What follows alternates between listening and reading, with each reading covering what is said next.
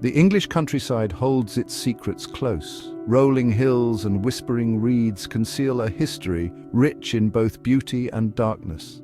Sometimes the darkness resurfaces, echoing through the years with a chill that touches us all. This is the story of two young women, a century apart, bound by name, fate, and the shadow of a killer. The night of May 11th, 1817, dawned warm and clear. The air was filled with the promise of summer, and the countryside seemed to hold its breath in anticipation. A full moon, the milk moon of May, bathed the countryside in its silvery light. The fields glowed softly under the moon's gentle caress, and the serene night seemed to whisper secrets of old. At a festive dance in the village of Erdington, Mary Ashford, a beautiful 20-year-old, turned heads and charmed hearts. The barn was alive with music and laughter, lanterns casting a warm glow over the joyous scene. Her laughter filled the air, a melody as light and carefree as the night itself.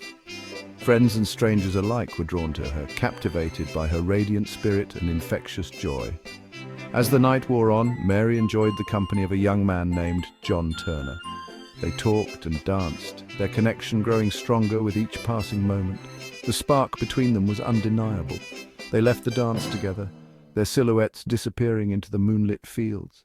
The night was theirs, a canvas painted with dreams and possibilities. Hours later, Mary's body was found.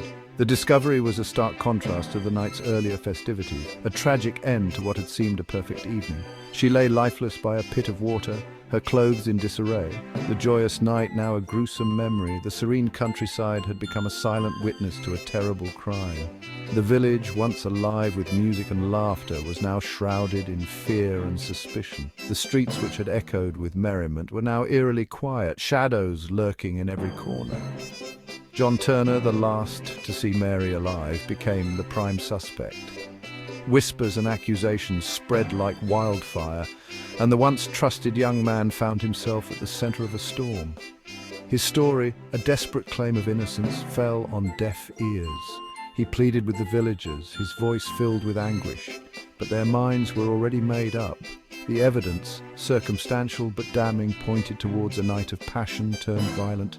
Items found at the scene, whispers of a struggle, and the tragic end of a young life painted a grim picture.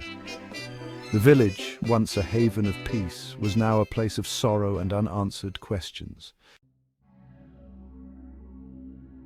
The trial of Abraham Thornton, the accused, captivated the nation. It was a spectacle that drew people from all walks of life, eager to witness the unfolding drama. The courtroom was packed, with every seat taken and people standing in the aisles straining to catch a glimpse of the proceedings. Newspapers printed every detail, fueling the public's morbid curiosity.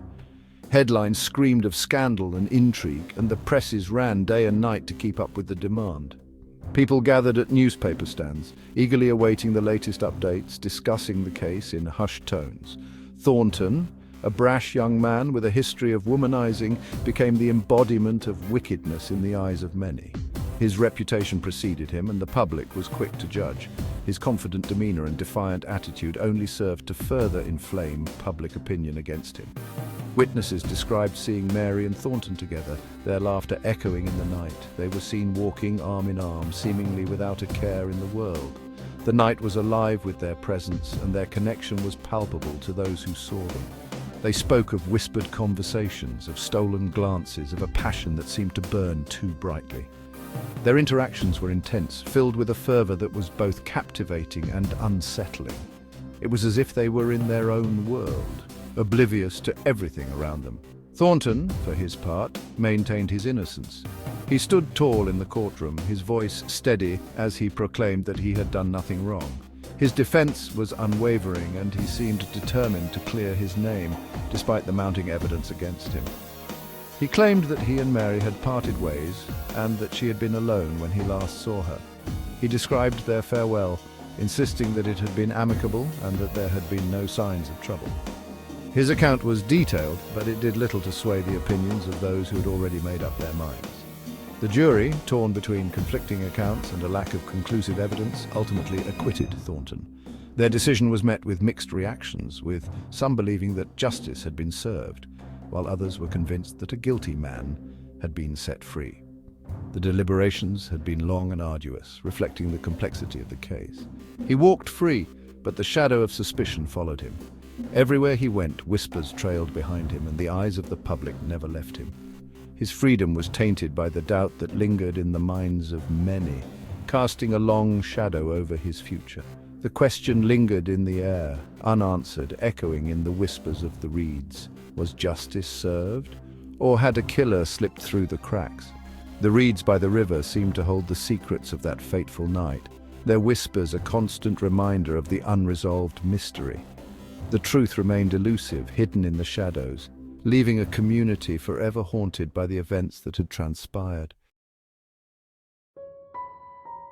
The acquittal sparked outrage.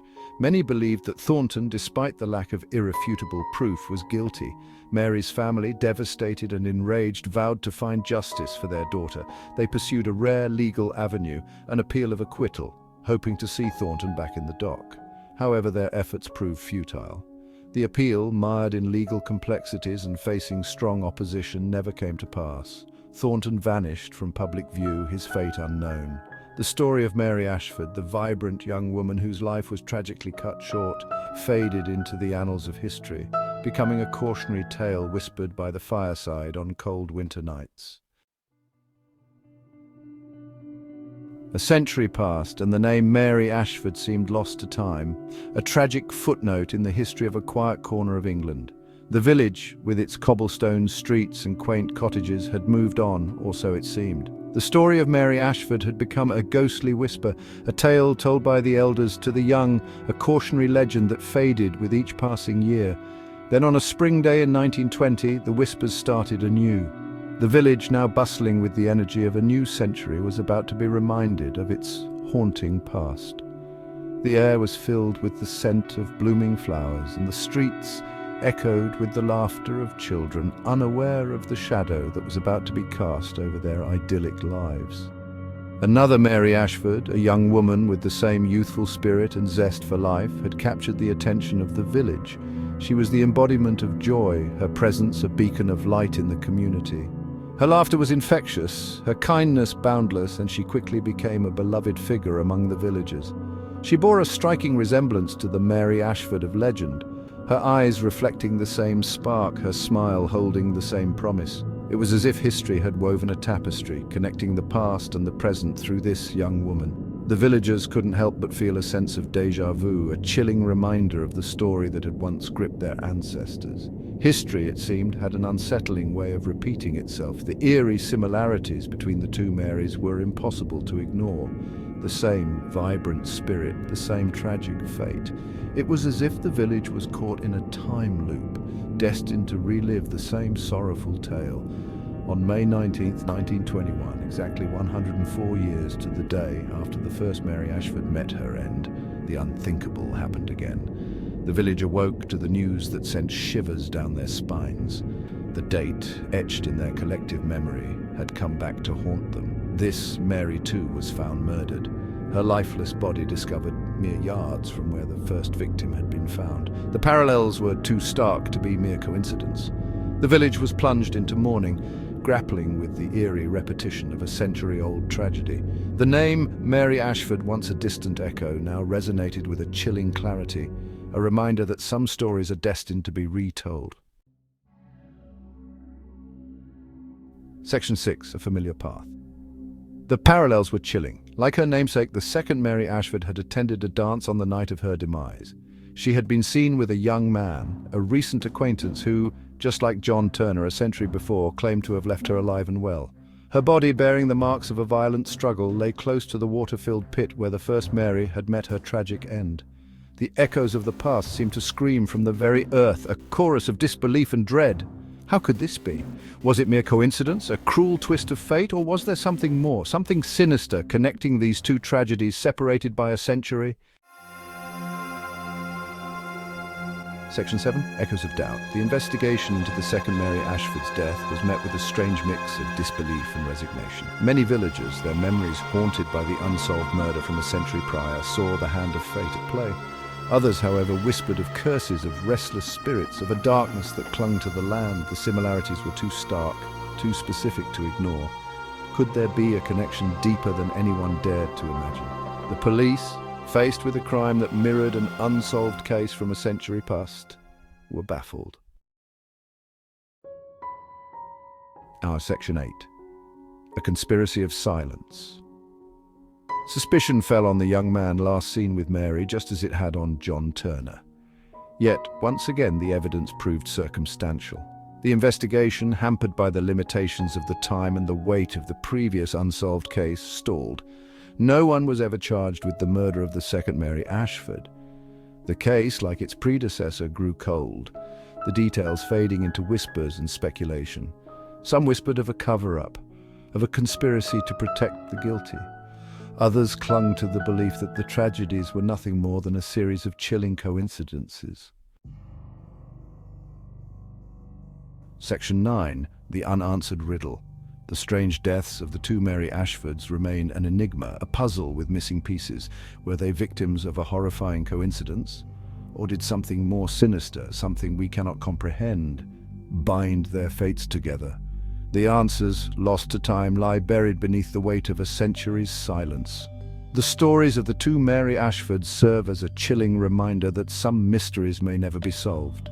They stand as a testament to the enduring power of the past and the unsettling possibility that history, in its own way, can repeat itself in the most unexpected and terrifying ways.